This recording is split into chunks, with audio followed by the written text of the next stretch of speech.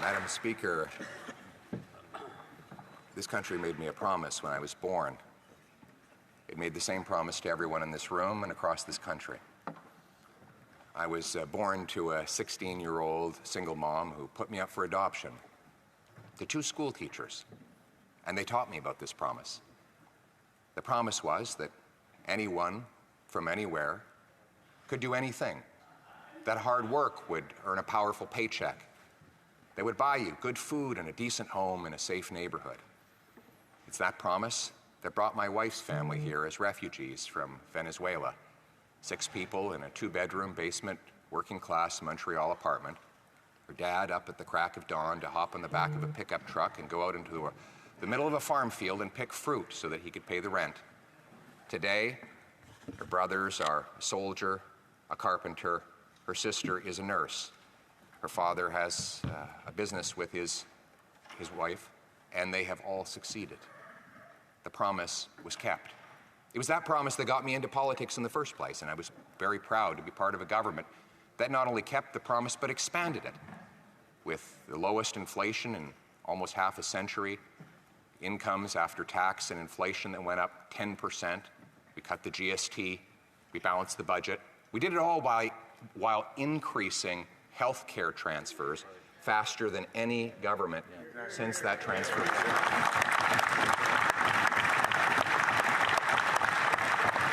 That's why I welcome every single time they talk about my experience in government is doing the exact same things that I would like to do in the future, which is to expand the opportunity, expand the promise of this country. But that promise, after 9 years of the NDP Liberal Prime Minister, is broken. Everything costs more, with 2 million people lined up at food banks because they cannot afford food. This is a record-smashing number. 1 in 10 Torontonians now eat at a food bank every single month.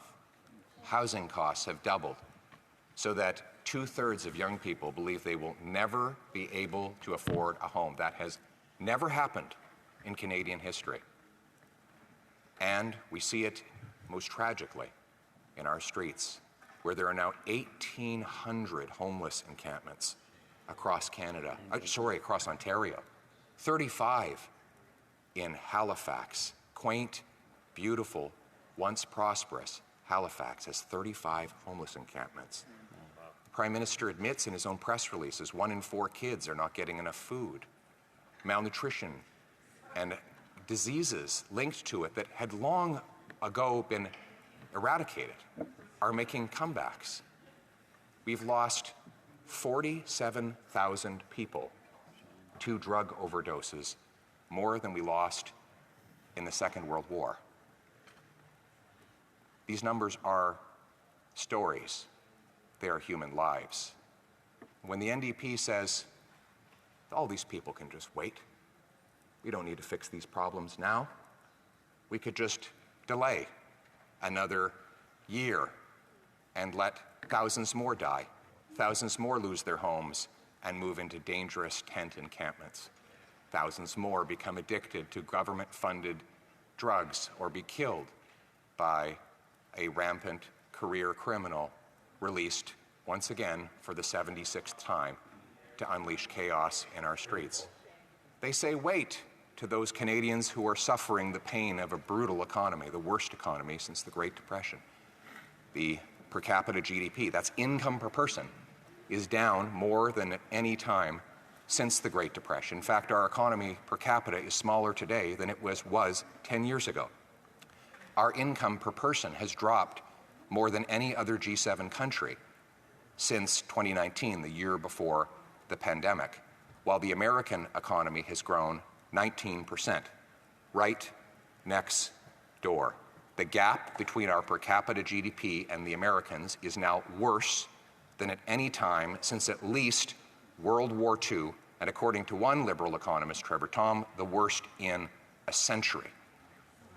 We've gone from winning the war of capitalism with the Americans, the tug of war, where they were investing 30 to 100 billion more per year in our economy than we were investing in theirs in the first 14 years of this century, to in the last 9 years, 450 billion more Canadian money invested in the States than the reverse. Wow. Canadian dollars building pipelines, mines, business centers, shopping centers, and businesses that pay American paychecks. I love America, but I don't want to bring jobs to Americans. I want to bring home those jobs and the Canadian promise to this country.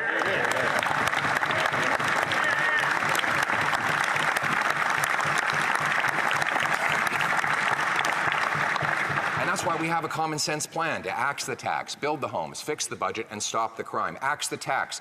This will be a carbon tax referendum, a carbon tax election. And I know that the media has worked hard to try and avoid me saying the words carbon tax, as we saw in the extremely dishonest and fraudulent report from Bell Media-controlled CTV, who's a company that is whose bonds have been downgraded to near junk status as its overpaid CEO empties the books to pay his wealthy friends an unacceptably and unrealistically high dividend. But the reason why he and his other cronies at that company are going after me is because he knows that I'm standing up for the people against the crony capitalists and insiders like him. The carbon tax election. Here's the existential choice. Do we go to a 61 cent a litre carbon tax, making us among the highest taxed fuel in all of the world? A tax that will grind our economy to a halt, that will force our truckers to leave to the U.S. where there is no carbon tax.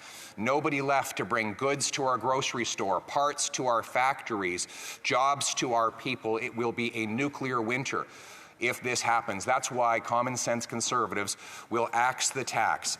We will bring home jobs, paychecks, businesses, and opportunity with abundant, affordable energy. We will fight climate change and protect our economy with technology, not taxes, by approving large-scale green projects that generate nuclear, hydroelectric, carbon capture and storage, and other sources of affordable, clean Canadian energy will once again get approved when we repeal the anti-development law C-69, all of which will generate the revenues so that we can fix the budget.